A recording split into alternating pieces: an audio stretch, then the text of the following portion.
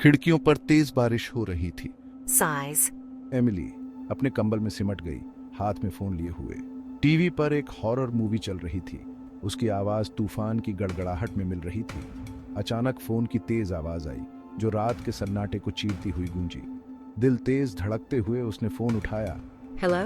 सन्नाटा, एक ठंडा खाली सन्नाटा जिससे उसकी रीढ़ की हड्डी में सिहरन दौड़ गई। जैसे ही वो फोन रखने वाली थी, एक विकृत और खौफनाक आवाज आई जो फुसफुसाई। फोन मत रखना एमिली, मुझे पता है तुम कहाँ हो। एमिली की सांसें थम गई। उसने घबराहट में चारों तरफ देखा। उसका दिल ड्रम की तरह धड़क रहा था। कौन है ये? आवाज हंसी, एक सूखी कर्कश हंसी जिससे उसकी रीढ़ की हड्डी में सिहरन दौड़ गई। हम जल्द ही फिर बात करेंगे एमिली, बहुत जल्द। लाइन डिस्कनेक्ट हो गया। खामोशी छा गई, एक ऐसी खामोशी जिसमें कोई आवाज नहीं थी। एमिली फोन को देखती रही। उसका हाथ कांप रहा था। वो अभी भी उस आवाज को सुन सकती थी, भयानक और ठंडा। उसके दिमाग में गंज रहा था। दार ठंडा और तेज, उसके अंदर एक खंजर की तरह चुभ गया। ये एक ऐसा दर्द था जो उसने सालों से महसूस नहीं किया था। एक आदिकाल का दर्द जिसने उसके दिल को जकड़ लिया। वो अकेली थी, बाहर तूफान आया हुआ था और कोई कुछ उसका नाम जानता था कि वो कहां है। बारिश खिड़की से टकरा रही थी, हर बूंद उसके अकेलापन की याद दिला रही थी। उसने समझने की कोशिश की, कोई मजाक कर रहा है, गलत नंबर। लेकिन दिल की गहराई में वो जानती थी कि ये दोनों में से कुछ भी नहीं था। आवाज बहुत ही सोची समझी थी, जैसे जान पहचान वाली हो। लेकिन वो आवाज भरी हुई बुरी नियत और एक अजीब सी जानकारी के साथ उसके कानों में गूंजती रही।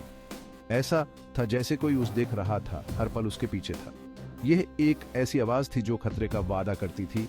एक ऐसी आवाज थी जो उसके राज जानती थी, सीक्रेट्स जिन्हें उसने गहराई में दाबा दिया था, यह उम्मीद करते हुए कि वो कभी बाहर नहीं आएंगे। रात गुजारती रही, घड़ी की हार टिक टिक उसकी नादियों पर वार कर रही थी। विकेट धीमा हो गया था, हर सेकंड एक सड़ी जैसा लग रहा था। नींद उससे कोसों दूर थी, उसकी जगह एक बढ़ती हुई डरावनी एहसास ने ले ली थी। उसका दिमाग भाग रहा था, बार बार कॉल को रिप्लाई कर रहा था, कोई क्लू ढूंढने की कोशिश कर रहा था, कोई इशारा कि यह कौन हो सकता है। फर्श के तख्ते की हर खांसी, खिड़की के खिलाफ हवा की हर सरसराहट आने वाले कदमों की आहट की तरह लग रही थी। वो फंस गया महसूस कर रही थी, अपने ही घर में कैदी।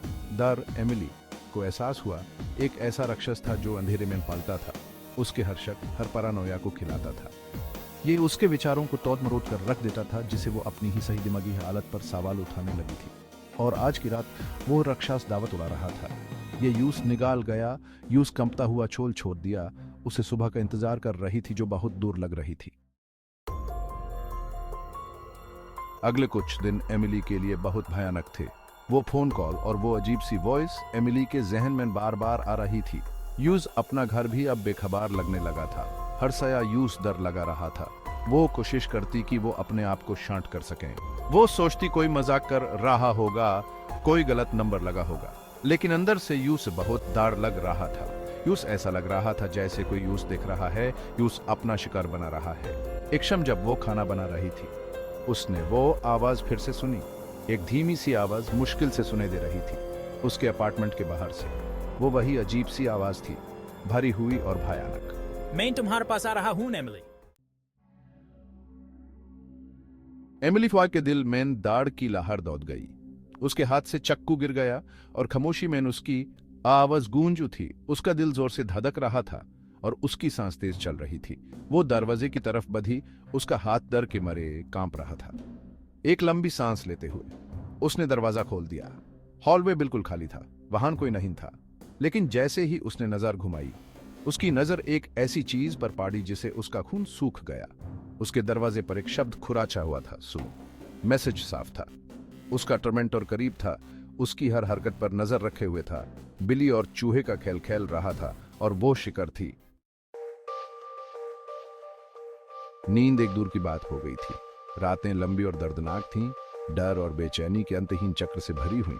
जब भी एमिली अपनी आंखें बंद करती, वह वही बार बार आने वाले बुरे सपने से घबरा जाती। विकृत आवाज उसके कानों में गूंजती थी, एक भयानक फुसफुसाहट जो कभी बंद नहीं होती थी। ये धमकियां और दर्द के वादे फुसफुसाता था, हर शब्द पिछले वाले से ज्यादा द्रुत शीतल। मेरे अपार्टमेंट की दीवारें मुझ पर बंद होती हुई लग रही थीं, जिससे हर गुजरते दिन के साथ जगह छोटी और अधिक घुटन भरी होती जा रही थी। सन्नाटा बहरा कर देने वाला था। मेरे अलगाव और डर की निरंतर याद दिलाता था। मैंने अपने दोस्तों पर विश्वास करने की कोशिश की, उम्मीद थी कि वे समझेंगे और कुछ दिलासा देंगे, लेकिन शब्द मेरे गले में फंस गए, बच नहीं पाए। मैं अकथनीय की व्याख्या कैसे कर सकती थी? मैं उन्हें उस बढ़ते आतंक को कैसे समझा सकती थी जिसने मेरे हर जागृत क्षण को जकड़ लिया था? डर निरंतर था, मुझे रात भर जगाए रखता था। मेरा दिमाग आसन्न कयामत के विचारों से दौड़ रहा था। वे सोचेंगे कि मैं पागल हूँ, उन चीजों की कल्पना कर रही हूँ जो वहां नहीं थी। उनके संदेह ने मेरे अलगाव की भावना को और गहरा कर दिया। लेकिन एमिली जानती थी कि वह पागल नहीं है। कॉल, फुसफुसाहट, खिड़की पर परछाई, ये सब बहुत वास्तविक था, उसकी कल्पना का मात्र अंश होने के लिए बहुत ज्वलंत था। खिड़की पर परछाई एक निरंतर उपस्थिति थी, एक काली आकृति जो उसके जीवन पर मंडरा रही थी, और हर गुजरते दिन के साथ यह एहसास तेज होता गया। आतंक उसकी आत्मा में कैंसर की तरह बढ़ रहा था, उसकी केवल बुरी सैनिटी को खा रहा था। डर स्पष्ट था, एक शारीरिक उपस्थिति जिसने उसके दिल को जकड़ लिया था और उसे जाने नहीं दे रहा था। वह एक बुरे सपने में फंस गई थी, एक जागृत दुस्वप्न जिसमें से कोई राहत नहीं थी। निराशा ने अपने पैर पसार लिए, उसके कंधों पर एक भारी बोझ। वह आशाहीन, भय और अनिश्चितता के समुद्र में खोई हुई अंतहीन महसूस कर रही थी। एक रात फोन फिर से बजा, अंधेरे कमरे में सन्नाटा चीरता हुआ। एमिली फोन के कॉलर आईडी को देखती रही, उसका दिल जोर से धड़क रहा था। उसका खून जम गया जब उसने पैटर्न पहचाना। यह एक ब्लॉक नंबर था, बिल्कुल बाकी सभी बार की तरह। वही ब्लॉक नंबर जिसने उसे हफ्तों तक परेशान किया था। उसे चक्कर आने लगे, जिससे वह लड़खड़ा गई। जैसे ही वह फोन तक पहुंची, उसका हाथ बेकाबू होकर कांप रहा था। हेलो! उसने सांस ली, उसकी आवाज मुश्किल से सुनाई दे रही थी। उसकी आवाज मुश्किल से एक फुसफुसाहट थी, डर और अनिश्चितता से भरी हुई। तुम मुझसे नहीं छिप सकती एमिली। विकृत आवाज फुफकारी, उसकी रीढ़ की हड्डी को ठंडा कर रही थी। मुझे तुम्हारी हर हरकत पता है, मुझे तुम्हारे डर, तुम्हारे राज पता है। मैं वह अंधेरा हूं जो तुम्हें घेरे हुए है। आवाज गूंजती रही, उसके दिमाग में गूंज रही थी। कॉलर ने फिर उसकी दिनचर्या, उसकी हरकतों और यहां तक कि उसके विचारों को भी बताना शुरू कर दिया। वह जानता था कि वह किराने का सामान कहां से खरीदती है, वह कौन से आइल्स में जाती है, वह काम पर किस समय निकलती थी और वह हर दिन किस रास्ते से जाती थी। यहां तक कि उसने बिस्तर पर किस रंग का पजामा पहना था। एमिली के सीने में चीख उठने लगी, डर की एक ऐसी चीख जिसे वह रोकने के लिए संघर्ष कर रही थी। यह ऐसा था जैसे उसका सबसे बुरा सपना सच हो गया हो, मानो कोई उसे देख रहा हो, उसकी हर हरकत पर नजर रख रहा हो, वार करने के लिए सही समय की प्रतीक्षा कर रहा हो।